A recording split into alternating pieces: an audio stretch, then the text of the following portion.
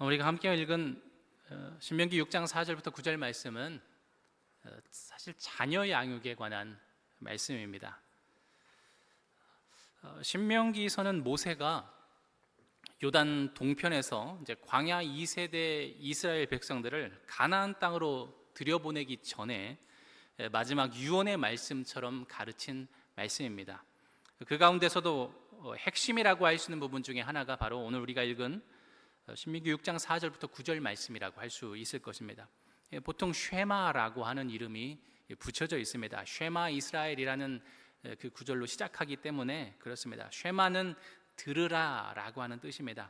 이스라엘아 들으라 하면서 이제 죽음을 앞둔 모세가 간곡한 마음으로 이스라엘에게 당부하는 말씀입니다. 모세가 이 말씀을 통해서 너희에게 가장 중요한 것이 무엇인가, 가나안 땅에 들어가서도 너희에게 가장 중요한 것이 무엇이고 또 그것을 어떻게 너희 다음 세대들에게 계승할 것인가에 대한 가르침입니다. 간단하게 요약하면 그것은 말씀의 제목과 같이 유일하신 하나님입니다. 자녀 양육에 특별한 열심을 내는 민족이 있습니까? 누굴까요? 우리 대한 사람이 그렇습니다. 우리나라 못지않게 또 자녀 양육에 열심히 나라가 있는데 이스라엘이 그러합니다. 한때 여러분 유대인의 가정교육, 쉐마 교육이라는 것이 유행한 때가 있어서 많은 출판물이 나오기도 했었습니다. 경건한 유대인들은 오늘 우리가 읽은 신명기 6장 4절부터 9절 말씀 쉐마를 자녀 양육의 기초로 삼고 있습니다. 아이가 말을 이제 하기 시작하면 그때부터 가장 먼저 가르치는 것이 쉐마입니다. 또 아침과 저녁에 하루에 2번씩 반드시 자녀와 함께 이 말씀을 암송하게 합니다. 왜 그렇게 할까요? 왜 매일 이렇게 반복할까요? 그것은 아이의 의식 구조와 생활 방식에 이 말씀이 임박히게 하기 위해서 그렇습니다. 좀 부정적으로 얘기하면 세뇌라고 할 수도 있겠지만 사실 그만큼 이 말씀에서 가르치는 바가 인생에서 정말 중요하기 때문에 그렇습니다. 우리는 좀 이런 부분은 좀 배워야 되지 않을까, 본받아야 되지 않을까 생각합니다. 무엇이 우리에게 가장 중요한가, 무엇이 정말 진리인지를 우리 자녀들에게 어려서부터 가르쳐서 세상의 거짓과 속임수에 저항하고 흔들리지 않도록 잘 기초 공사를 해줄 필요가 있다는 것입니다.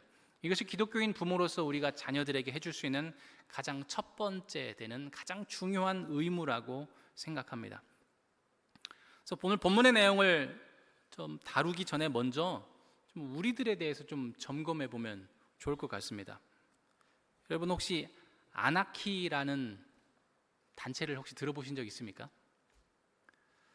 어떤 말의 줄임이냐면 약 안 쓰고 아이 키우기의 줄임말입니다.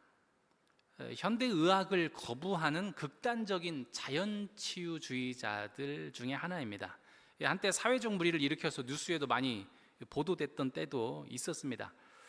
처음에는 좋은 의미였습니다. 과도한 약물 오남용을 막아서 아이의 면역력도 키워주고 자연치유력도 좀 길러주자는 취지로 시작되었는데 이게 점점점 심해지더니 극단적인 방향으로 나아갑니다.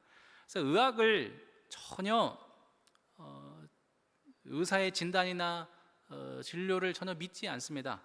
혹은 전혀 입증되지 않은 대안치료법을 또 자녀들에게 적용시키기도 했습니다. 극단적인 예로서 우리 아이 중에 하나가 회원들이 있었는데 그 회원 중에 누군가가 수두가 걸리면 아이가 예방접종조차 받지 않았기 때문에 수두를 걸립니다.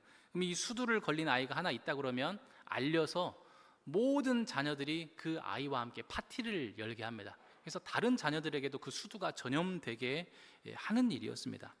그게 아이에게 좋은 것이다라고 얘기한 것이죠.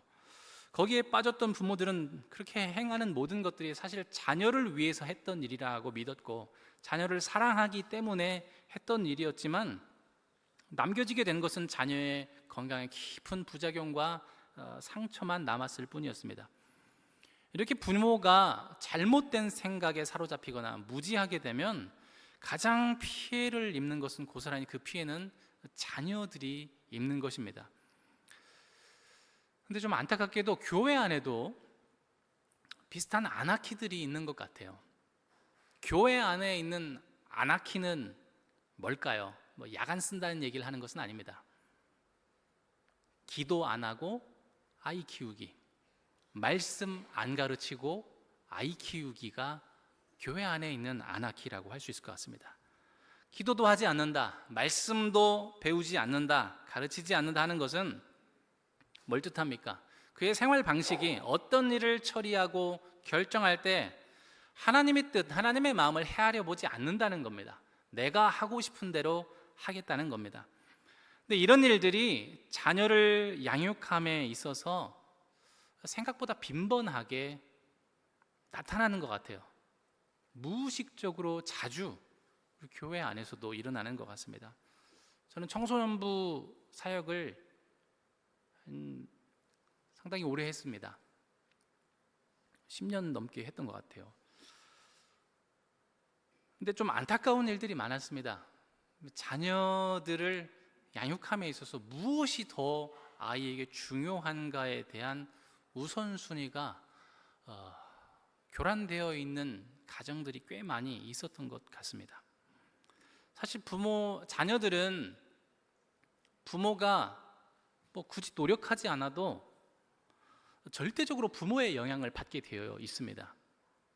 근데 부모가 안 그래도 영향을 많이 받는데 잘못된 생각을 적극적으로 자녀에게 주입하고 장려하면 훨씬 더 많은 부분에 있어서 심각하게 자녀가 악영향을 받게 됩니다. 어떤 부모도 자녀의 앞날에 무관심한 사람은 없을 겁니다. 요즘 한국의 교육 환경은 고득점을 내려고 좋은 성적을 내려고 하는 일을 포기할 수 없는 환경입니다. 어떻게 해서든 자녀를 공부시키려고 부단히 애쓰지 않을 수 없는 환경입니다. 그래서 우리도 어떻게 해서든 자녀를 공부시키려고 하죠.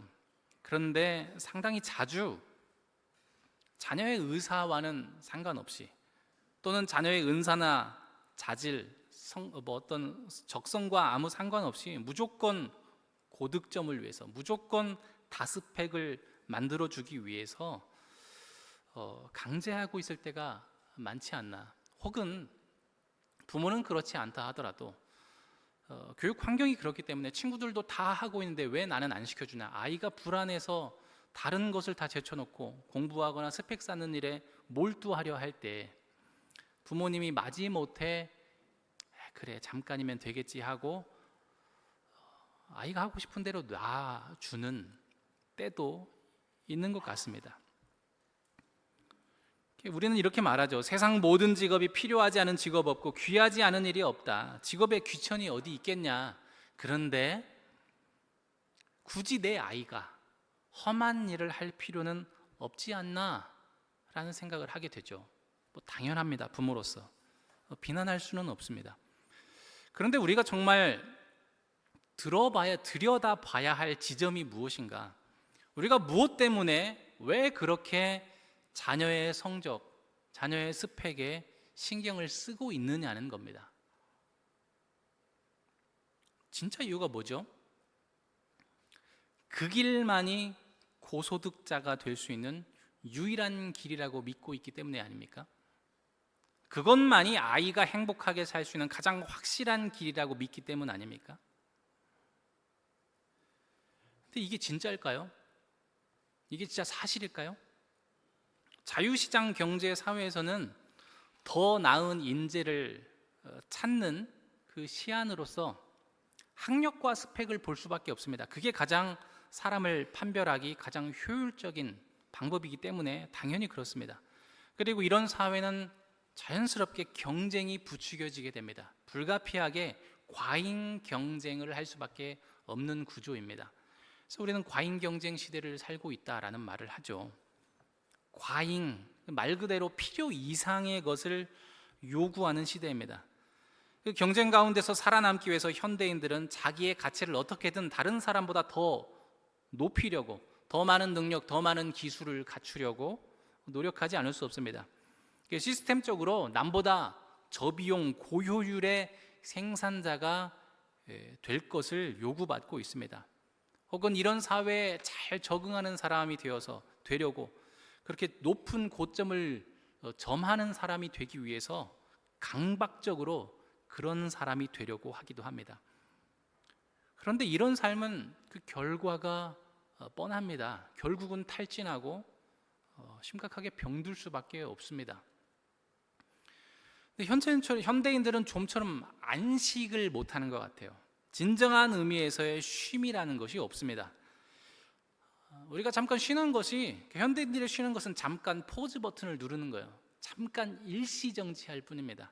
그러니까 일할 수 있는 최상의 상태, 최상의 컨디션을 유지시키려고 잠깐 열만시킬 뿐입니다. 항상 일할 수 있는 대기 상태로 있으려고 합니다. 과도한 스트레스 속에서 정신과 영혼이 황폐해지지 않을 수가 없는 삶을 살고 있는 겁니다. 문제는 그게 좋은 것이 아니라는 것을 알면서도 멈추지 못한다는 것에 있어요. 모든 사람 다 그렇게 사는 거다. 다 그렇게 사는 거야. 인생이 다 똑같지 뭐 라고 하면서 마지못해 어쩔 수 없어서 그렇게 산다고 얘기합니다. 이 땅에 어쩌다가 태어났는데 태어나서 정신 차려 보니까 나도 모르는 사이에 내가 레이스 가운데 있다는 거예요. 경주하는 가운데 있다는 거예요. 내가 이미 이 경주에 올라탄 이상 멈출 수 없다고 얘기합니다. 마치 계속 헤엄치지 않으면 산소를 공급받지 못해서 죽는 상어처럼 이미 시작된 달리기를 내가 중도에 멈추면 죽을 것이라는 생각을 하게 됩니다. 그래서 자기 자신은 물론이고 내 자녀는 나보다 훨씬 더 이 경주를 잘 뛰는 아이로 만들기 위해서 태어나자마자 아이가 신을 러닝화를 준비합니다. 조기교육, 선행학습, 어떻게 해서든 더 많이 하려고 합니다. 천진하게 한창 흙밭에서 뒹굴고 뛰놀아야 될 애들, 더 많은 것들을 자유롭게 상상하고 누리면서 살아야 될 애들이 어려서부터 벌써부터 경쟁을 배워야 되고 과도한 스트레스를 받아야 합니다. 근데 여러분, 정말 우리가 이 트랙을 달리지 않으면, 세상이 말하고 있는, 세상이 준비한 이 트랙을 달리지 않으면, 거기서 벗어나면 정말 죽는 겁니까? 우리의 생명이 진짜 여기에 있는 겁니까? 과잉 경쟁은 필연적으로 과잉 생산을 가져옵니다. 필요 이상의 너무 많은 것들을 가지려고 하는 세상에 우리는 살고 있는 것 아닙니까? 사실 우리가 속고 있는 것은 아닌가 생각해 봐야 됩니다. 세상 모두가 달리고 있는 이 경주에서 탈선하면 죽게 될 것이라는 이 협박이 사실 거짓과 속임수는 아닙니까? 어쩌면 우리도 거기에 속아서 자녀들에게 물리적인 것, 물질적인 유산들을 물려주는 데에만, 그것을 획득하는 것에만 너무 몰입하고 있지는 않은가? 정작 사람을 사람답게 하는 것, 사람을 만물의 영장이라고 칭할 수 있는 이유, 다른 피조물과 구별되는 인간의 가장 고유한 특성은 영적인 데 있습니다. 그런데 영적인 능력을 키워주고 영적인 것을 계승하는 일에는 우리가 너무 무관심하지는 않은가 한번 돌아볼 필요가 있을 것 같습니다. 아마 자녀들에게 유아 세례를 주신 부모님들 많이 계실 거예요. 여러분, 우리가 유아 세례를 자녀에게 베풀 때 뭘 고백했는지 혹시 기억하십니까? 유아 세례를 줄 때 주된 내용이 뭔지 혹시 기억하세요? 기억을 되살리기 위해서 제가 한번 문을 가져왔습니다. 대한예수교 장로회 총회 유아 세례 모범 문답을 한번 보시죠. 제가 한번 읽을 테니까 여러분이 답하시면 됩니다. 답할 때는 항상 예라고만 간단히 답하시면 되겠습니다. 여러분은 이 아이가 예수 그리스도의 피로 씻음을 받고 성령으로 거듭나는 은혜가 필요한 것을 인정하십니까? 여러분은 이 아이가 하나님의 언약의 자손이며 주 예수 그리스도를 믿음으로 구원 얻을 줄 믿습니까?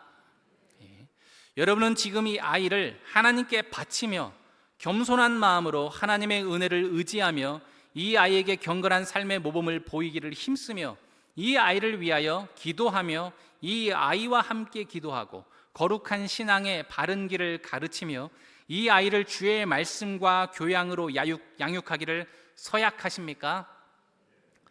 우리는 다 그때에도 예라고 했고 지금도 예라고 분명히 했습니다. 이 문답의 핵심은 자녀가 하나님과 바른 관계를 맺게 하겠다는 약속이었습니다. 자녀가 하나님과 바른 관계를 맺기 위해서는 반드시 예수 그리스도의 대속의 은총과 그 믿음을 주시는 성령의 은혜가 절대적으로 필요합니다. 우리는 그것을 고백했고, 더 나아가서 우리는 어떻게 그것을 협력할 것인가, 자녀의 믿음을 성장시키기 위해서 부모로서 내가 모범을 보이겠다, 그 일에 헌신하겠다고 결단하는 내용이었습니다. 우리가 왜 그런 고백을 했고 그런 결단을 하게 됐습니까? 바로 그것이 사람이 사람답게 살 수 있는, 사람으로서 가장 행복하게 살 수 있는 유일한 길이라고 믿기 때문 아니었습니까? 부모가 자녀를 위해서 할 수 있는 가장 중요한 일은 탁월한 사회적 기능인이 되도록 훈련하고 그것을 뒷받침하는 것이 아니라 생명이신 하나님을 바르게 알고 생명이신 하나님과 바른 관계를 맺으며 그 관계 안에서 더 날마다 생명을 풍성히 누리도록 살게 하는 것입니다. 우리 모두가 자녀들의 행복을 바라고 있지만 사실 우리는 자녀의 행복을 보장해 줄 수 없는 존재들입니다. 간절히 원하지만 우리에게 그런 능력이 없어요. 왜냐하면 우리에게는 생명을 줄 수 있는 권한도 능력도 없기 때문에 그렇습니다. 그것은 우리 바깥의 일입니다. 그것은 오직 완전하신 하나님 한 분만 가능한 것입니다. 부모의 역할은 무엇인가? 하나님께서 자녀 안에서 생명으로 역사하시는 일, 그리고 자녀를 통해서 그 생명이 더욱더 풍성케 나타나게 하시는 그 일이 잘 되도록 협력하는 것입니다. 부모가 가장 탁월하게 하나님의 자녀 양육하는 방식에 협력하는 것은 자녀로 하여금 지금 일하고 계시는 하나님을, 보이지 않는 그 하나님을 자녀가 부모를 통하여서, 나를 통하여서 체감할 수 있게 하는 것입니다. 아이들이 부모를 통하여서 하나님의 은혜와 사랑과 그 선하심을 피부에 와닿게 부모를 통하여서 체험하고 그 두 눈으로 부모를 통하여서 목격할 수 있게 하는 것입니다. 100마디 말보다 한 번 보는 것이, 한 번 체험하는 것이 더 능력이 있습니다. 우리의 신앙생활, 부모의 참된 신앙생활은 자녀들이 하나님을 볼 수 있게 하는 창입니다. 부모의 참된 바른 신앙을 보고 자라는 아이들은 자연스럽게 성장하면서 부모의 하나님이 이제는 나의 하나님이 되기를 고백하는 자가 되기가 쉽습니다. 오늘 우리가 함께 읽은 본문에서 모세는 바로 그것을 부모에게 가르치고 있습니다. 자녀 양육, 특별히 신앙 양육의 책임이 부모에게 있다고 가르치고 있습니다. 신명기의 최초 독자인 광야 2세대 이스라엘은 이제 곧 가나안에 들어가 정착하는 삶을 살게 됩니다. 그동안 광야에서 40년 동안 유랑했었던, 그 이전은 노예였죠. 그런 삶을 살았던 자들이 이제는 정착하게 된다는 것은 엄청난 삶의 변화를 겪게 된다는 겁니다. 이전에 겪어보지 못했던 일들을 경험하게 될 것입니다. 그들은 거기서 한 번도 경험하지 못했던 영토를 소유합니다. 그리고 정주하게 되고 농사를 지어서 그 땅의 소산을 먹고 살게 됩니다. 그리고 그것을 축적하게 됩니다. 또한 문화가 전혀 다른 이방 나라들을 이웃에 두면서 살게 됩니다. 광야도 많은 어려움들이 있었지만 이 가나안 땅에서는, 이 정착하게 되는 이 땅에서는 또 다른 의미에서의 많은 어려움과 난관들이 기다리고 있을 거예요.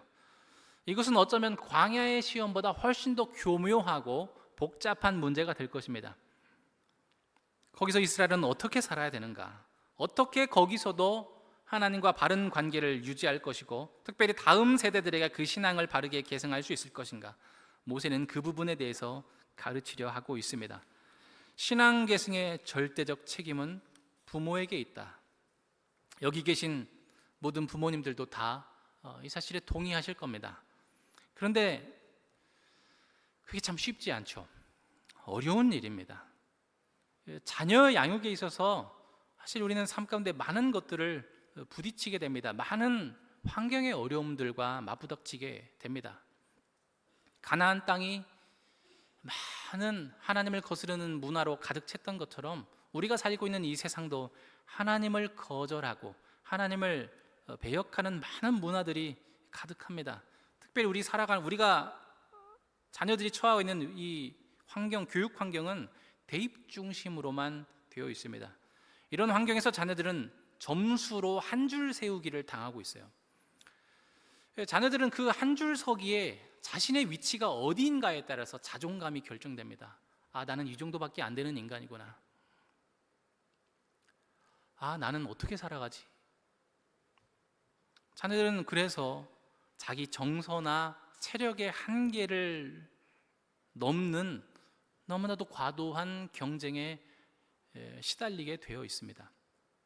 그런 자녀를 보는 부모도 마찬가지로 비슷한 정서적 괴로움을 겪게 되고, 또 그런 자녀를 뒷받침하고 자녀들이 어떻게든 그 세워진 줄에 좀 고점에 도달하면 좋겠어서 경제적 부담에도 불구하고 어떻게든 자녀를 뒷바라지하려고 합니다.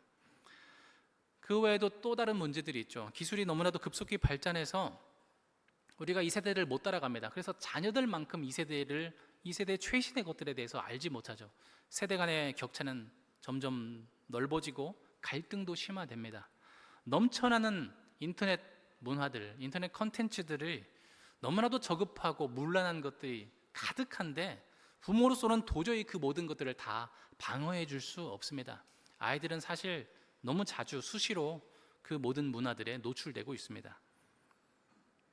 이런 사회적 도전 과제들에 대응해서 부모인 우리는 어떻게든 자녀들을 안전한 곳에, 좀 더 적절한 곳에 위치시키려고 애쓰고 있습니다. 맹모삼천지교라고 비슷하게 우리도 어떻게든 가장 좋은 환경에 자녀들을 두고 좋은 영향만 받게 하려고 하고 있습니다. 근데 만일 그렇지 않으면 우리 아이들이 나중에 자라서 상당히 불리할 것이다라고 하는 불안이 우리 안에도 작용하고 있죠. 그런데 우리가 우리 주변의 것들, 우리 환경에 있는 것들만 너무 많이 신경 쓰고 주의하다가 정작 자녀들에게 가장 큰 영향을 끼칠 수 있는 것들은 놓치고 있지 않은가 생각하게 됩니다. 자녀에게 가장 큰 영향을 미치는 것이 어디일까요? 누구입니까? 가정이고 부모입니다. 사회 환경보다 부모가 절대적인 영향력을 미치게 됩니다. 교회도 함께하지만 교회보다 가정이, 부모가 훨씬 더 강한 영향력을 끼치게 됩니다. 자, 그러면 우리는 책임감을 가져야 되겠죠.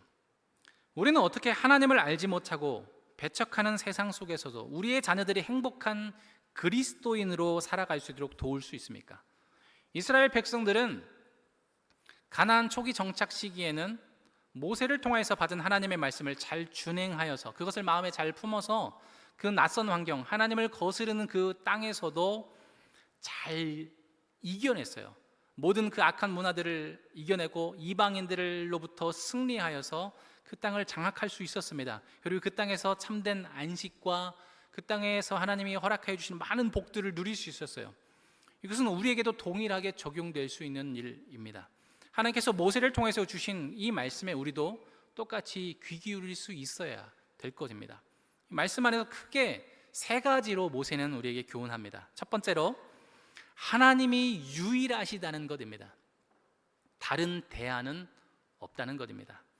신명기 6장 4절에 이스라엘아 들으라, 우리 하나님 여호와는 오직 유일한 여호와시니, 모세는 하나님이 유일한 분이시라는 사실을 첫 번째 말씀으로 가르칩니다. 이 말씀을 삶의 모든 것에 기초로 삼기를 원하는 겁니다. 광야에서는 환경적으로 하나님만 신뢰할 수밖에 없었습니다. 그게 당연했어요. 그래서 가나안에서보다 오히려 광야에서 훨씬 더 하나님을 찾기가 쉬웠을 겁니다. 그런데 이제 약속하신 그 땅, 젖과 꿀이 흐르는 그 풍요의 땅에 들어가면 전혀 문제가 달라지죠. 애굽의 노예였던 때나 항상 결핍을 느껴야만 했던 광야의 때와는 비교할 수 없는 풍요와 안식이 거기 있습니다. 이제 그것을 누리게 될 테인데, 만일 거기 가서 그 은혜를, 그 풍요를 주시는 그 하나님을 잊게 되고 그 물질과 풍요로운 것들만 바라보며 살게 된다면 그것들은 다 복이 아니라 독이 되게 될 것입니다. 그러므로 풍요로울 때, 많은 은택을 누리고 있을 그때에도 잊지 않도록, 하나님이 유일하시다는 사실을 잊지 않도록 늘 정신을 차리고 있어야 되는 것입니다. 너에게는 오직 하나님 한 분밖에 없다. 양식과 재물이 너희 생명이 아니라 하나님이 너희 생명이라고 가르칩니다. 쉐마 이스라엘, 이스라엘아 들으라 하면서 죽음을 앞둔 모세가 정말 간절하게 이스라엘을 타이르고 당부하고 있습니다. 하나님이 아닌 다른 것을 의지하는 것은 본질상 배도입니다. 배도는 어느 날 갑자기 일어나는 것이 아니라 스스로 자각하지 못한 사이에 서서히 일어나게 됩니다. 실제 이스라엘은 가나안 정착 역사를 보면 하나님만을 신실하게 의뢰하고 따랐던 정복 초기 시대에는 항상 승리하고 안식을 누렸습니다. 그러나 후세대로 가면서 점점 그 땅의 문화들, 이방 나라의 문화들에 젖어가면서 나중에는 하나님을 버리고 이방의 우상들을 섬기게 됩니다. 그리고 결국은 그 경고하신 그대로 하나님의 심판을 받아 그 땅에서 도로 토해냄을 받게 되죠. 멸망하게 됩니다. 그렇게 모세는 첫 번째로 가장 중요한 것, 여기까지 너희를 인도하신 하나님이 누구이신지 잊지 말라. 오직 하나님 한 분이시다, 유일하시다라고 가르치고 있습니다. 두 번째로는 그 유일하신 하나님과 관계를 누려야 된다고 말씀합니다. 유대인들이 매일 아침 저녁으로 쉐마를 암송하는 목적은 그 하나님의 유일하심을 잊지 않기 위해서입니다. 하나님만이 우리의 유일한 구원과 생명이심을 기억하려는 것입니다. 어느 순간 우리가 그렇지 않으면, 노력하지 않으면 세상이 제시하는 것들, 세상에서 정해놓은 것들을 쫓아가게 됩니다. 그래서 세상의 기준에 따라서 자녀들도 어떻게 하면 행복할까, 자녀들이 어떻게 하면 성공할 수 있을까를 세상의 기준을 따라서 인도하게 되게 됩니다. 그래서 우리 자녀들이 다 좋은 대학 가고 좋은 직장을 찾고 좋은 배우자를 만나 더 좋은, 더 비싼 곳에 정착하며 살면 좋죠. 그것들도 중요한데, 그러나 그것들이 우리 자녀에게 가장 중요한 것은 아니라는 거예요. 사람에게 가장 중요한 것은 하나님과, 생명이신 하나님과 바른 관계를 맺고 그 생명을 누리는 것입니다. 다른 것은 없습니다. 성적이나 돈이나 권세가 아닙니다. 오직 하나님이 유일하십니다. 그러면 하나님과의 관계는 어떻게 맺을 수 있습니까? 이스라엘 백성은 시내 산에서 하나님과 언약을 맺음으로써 이미 하나님의 백성으로 택하여 부르셨지만, 공식적인 관계는 이 시내 산에서 하나님과 언약을 맺고 그 언약의 증표로서 십계명 돌판을 받을 때였습니다. 신약 백성인 우리는 어떻습니까? 우리도 다 하나님의 영원한 택정하심 안에 그 예정 가운데 하나님의 백성이었지만, 공식적으로 우리가 하나님의 백성 되는 것은 다 예수 그리스도의 십자가 앞에서 회개하고 그리스도 예수의 대속의 은혜를 믿을 때에 하나님의 백성이 된 것입니다. 새 언약의 백성이 되었습니다. 그리고 그 증표로서, 그 언약의 증표로서 우리는 다 같이 성령이 우리 안에 오시고 내주하고 계십니다. 우리의 자녀가 하나님과 관계를 맺는 것, 하나님과 관계를 맺고 그 생명을 누리는 것도 마찬가지입니다. 유일하게 예수 그리스도를 믿는 것입니다. 로마서 10장 17절에는 믿음은 그리스도의 말씀을 들음에서 난다고 했습니다. 들음에서 나는 것입니다. 그렇다면 부모된 우리가 너무나도 마땅하게 우리 자녀들에게 복음을, 생명 되신 그리스도 예수를 전해야 되지 않겠습니까? 좀 더 나아가서 그러면 그 관계를 누리는 것, 그 생명을 풍성하게 누리는 것은 뭘까요? 신명기 6장 5절에 너는 마음을 다하고 뜻을 다하고 힘을 다하여 내 하나님 여호와를 사랑하라. 우리가 6월에 암송하고 있는 말씀이죠. 예수님은 여기에다가 목숨을 다하여까지 더 추가하셨습니다. 관계의 누림은 서로 사랑하는 것을 얘기합니다. 하나님과 사랑하는 것을 얘기해요. 사랑의 관계는 일방적일 수 없습니다. 바른 사랑은 항상 쌍방의 노력이 요구됩니다. 그러므로 하나님께서 나를 사랑하라, 모세가 하나님을 사랑하라 라고 백성들에게, 또 우리에게 말하는 것은 사람들 우리에게만 지금 요구하고 있는 것이 아니에요. 일방적으로 우리만 하나님 사랑하라고 요구하는 것이 아닙니다. 하나님께서 먼저 자기 백성을 마음을 다하고 뜻을 다하고 힘을 다하고 목숨을 다하여서 이미 사랑하고 계시기 때문에 요청하고 있는 겁니다. 하나님께서는 굳이 그러실 필요가 없음에도 불구하고 자기 생명을 담보로 해서 우리에게 언약을 주셨어요. 그리고 그 언약 안에 자신이 매이게 하셨습니다. 그리고 신실하게 그 약속을 지키셨습니다. 지금도 그러하시고 앞으로도 영원히 그렇게 신실하실 겁니다. 하나님은 단 한 번도 언약을 잊으신 적도 위반하신 적도 없습니다. 지금 이 말씀을 듣고 있는 이 백성들은 하나님께서 어떻게 이스라엘을 애굽에서부터 인도하셔서 여기까지 있게 하셨는지를 다 체험한 사람들입니다. 본인이 직접 경험한 것이에요. 그래서 하나님의 사랑, 하나님의 신실하심을 결코 부인할 수 없는 증거들을 이미 가지고 있는 자들입니다. 사실 그들의 존재 자체가 이미 그 증거들입니다. 우리도 마찬가지죠. 신자라고 한다면 누구나 다 놀라우신 하나님의 은혜와 사랑을 부인할 수 없는 증거들을 가지고 있는 자들입니다. 우리 모두가 예외 없이 다 확실한 증거들이 있습니다. 먼저 그 사랑을 보여주신 하나님께서 우리도 사랑으로 화답하기를 기대하고 계시죠. 하나님께서 그렇게 하신 것처럼 우리도 마음을 다하고 뜻을 다하고 힘을 다하고 생명을 다하여 하나님을 사랑해야 합니다. 하나님과 사랑의 누림이 우리가 신실하게 하나님과 사랑을 나누고 누리고 있는 삶이 자녀들 앞에 보여지게 될 때에 그것이야말로 가장 확실한 신앙 교육의 교재가 되는 것입니다. 마지막으로 우리가 하나님과 바른 관계를 맺고 또 하나님과의 그 사랑의 관계를 누리는 것이 어떻게 하면 우리 자녀들에게도 있게 할 수 있을까? 어떻게 도울 수 있을까요? 세 번째로 부모가 먼저 마음에 새기고 또 자녀들의 마음에 새길 수 있도록 가르치는 데 있습니다. 6장 6절의 말씀에 오늘 내가 너에게 명하는 이 말씀을 너는 마음에 새기라 말씀합니다. 모세는 자녀들의 마음에 새기라고 하기 전에 먼저 부모인 세대들에게 네 마음에 먼저 새기라고 말하고 있습니다.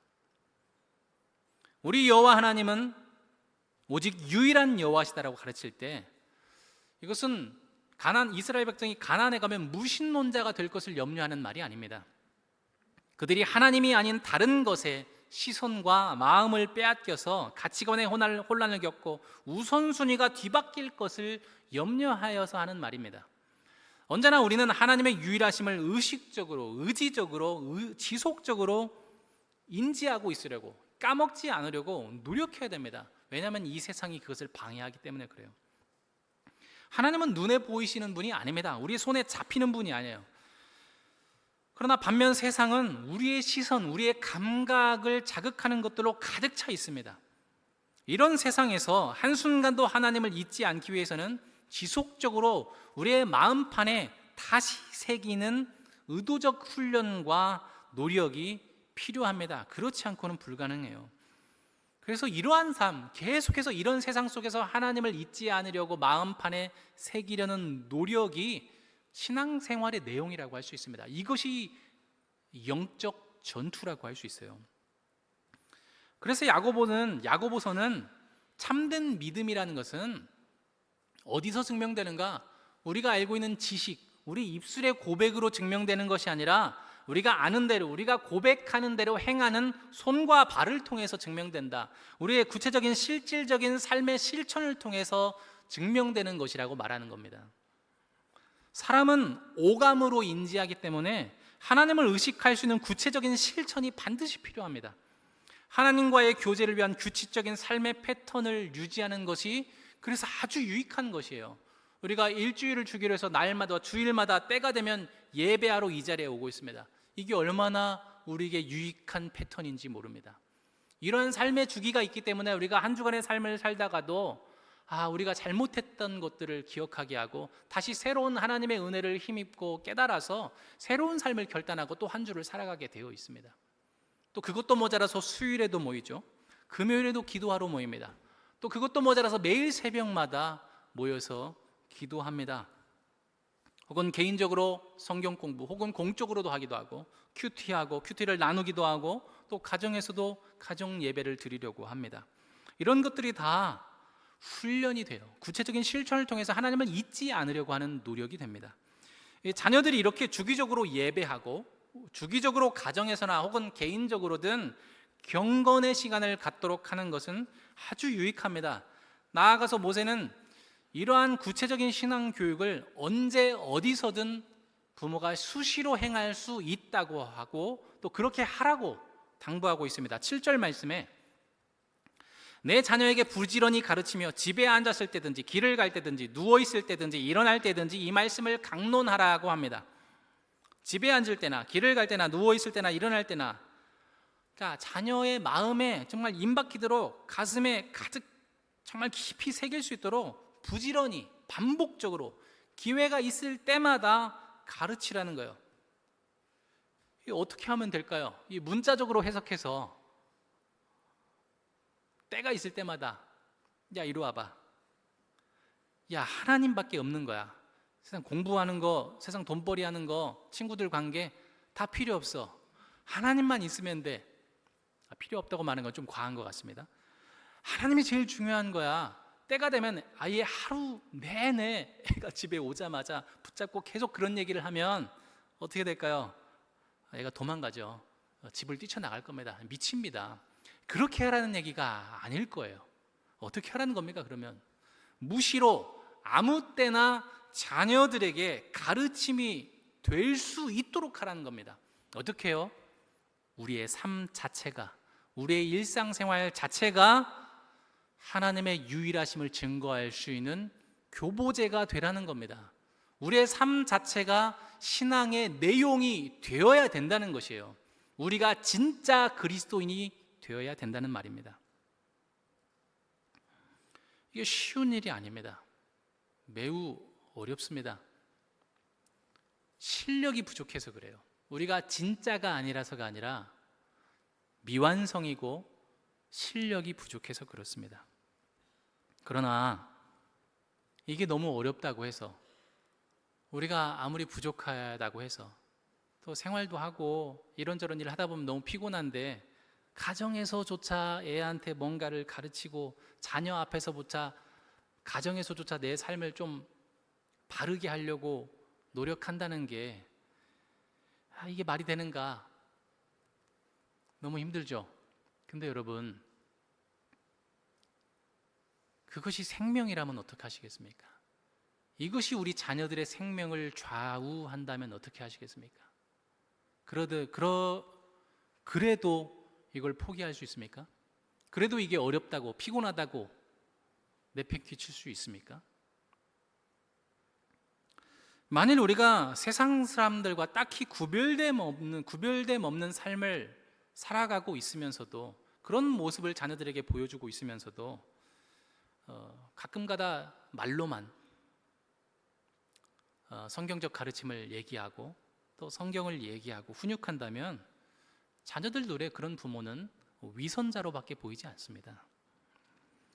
부모가 먼저 하나님의 말씀을 가슴판에 새겨 놓은 삶을 보여주어야 됩니다.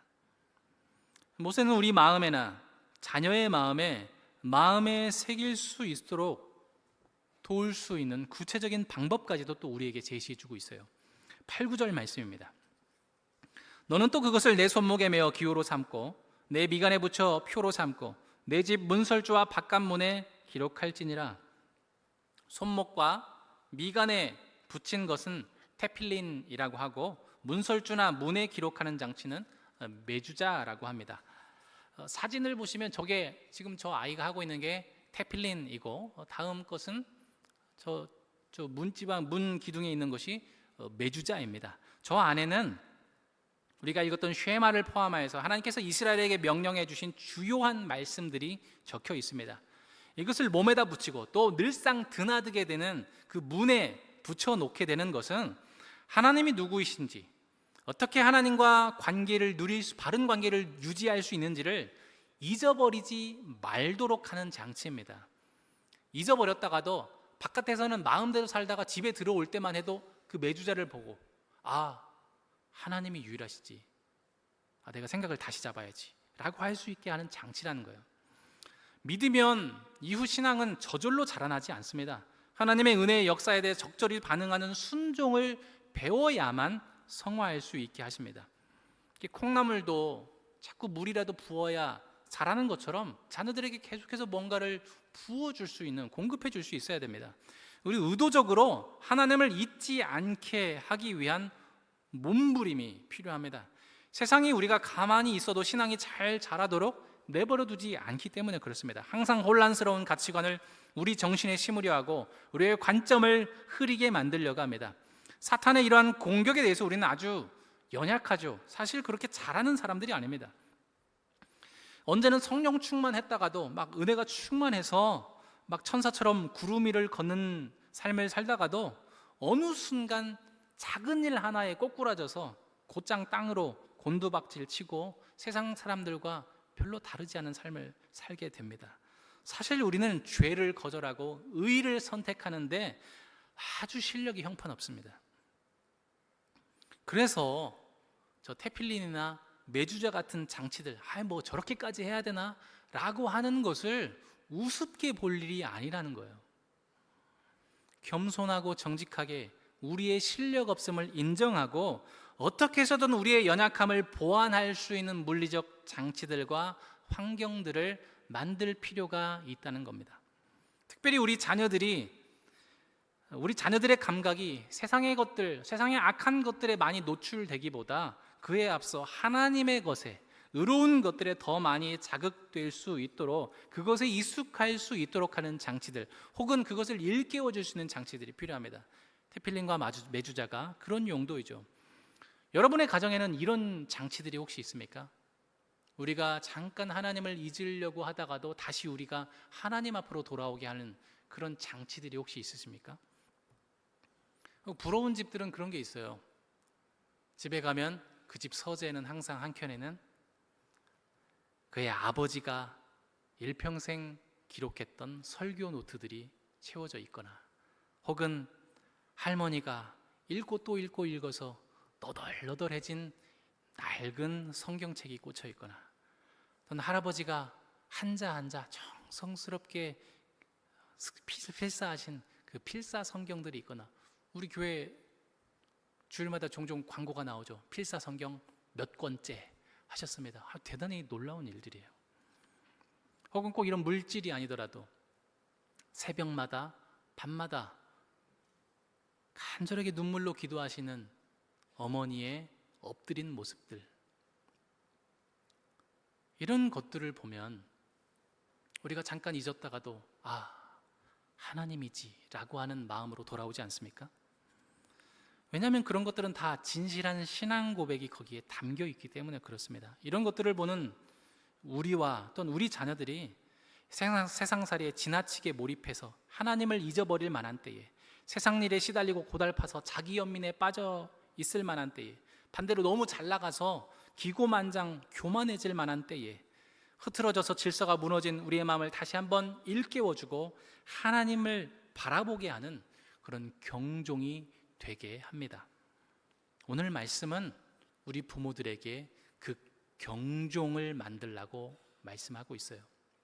또한 우리 자신이 자녀들에게 대한 경종 자체가 되라고 말씀하고 있습니다. 이것이 부모의 사명입니다. 오늘 말씀을 정리합니다. 우리 하나님이 유일하신 하나님이시다라는 고백은 어떤 의미가 담겨 있습니까? 하나님이 우리의 모든 것이라는 고백입니다. 하나님만이 우리 인생의 근거이자 이유와 목적이십니다. 하나님 홀로 우리 인생의 주인이십니다. 그러므로 하나님만이 우리 인생을 책임지십니다. 하나님만이 우리의 생명이시고 구원이시고 소망이십니다. 다른 것은 없고 오직 하나님 한 분이십니다. 때로 우리는 인생에서 아주 심각한 어려움을 당하기도 합니다. 하루 종일 전전긍긍하다가 커다란 좌절감을 맛보고 밑바닥에 드러눕게 될 때도 있습니다. 어디서도 해법을 찾지 못하고 아무에게도 도움을 요청할 수 없을 때가 있습니다. 불안과 두려움에 사로잡히고 나 좀 대단한 신앙인이었는지 알았는데 별것 아니었구나라고 하는 믿음이 아주 움츠러지게 되는 때도 있습니다. 마음속에 의심이 가득하게 되고 하나님께 대한 불만이 폭발하게 되는 때가 있을 수도 있습니다. 그러나 그런 와중에 결국 우리가 생각해야 되는 것이 어느 지점입니까? 그것이 아무리 힘든 일이라고 할지라도, 혹은 그보다 더 큰 일, 더 어려운 일을 닥친다 할지라도 그것 때문에 우리가 하나님을 거절하고 하나님을 배척해야 할 만한 이유가 되느냐는 거예요. 결코 그럴 수 없다는 것입니다. 그 무엇도 하나님보다 중요한 것은 없습니다.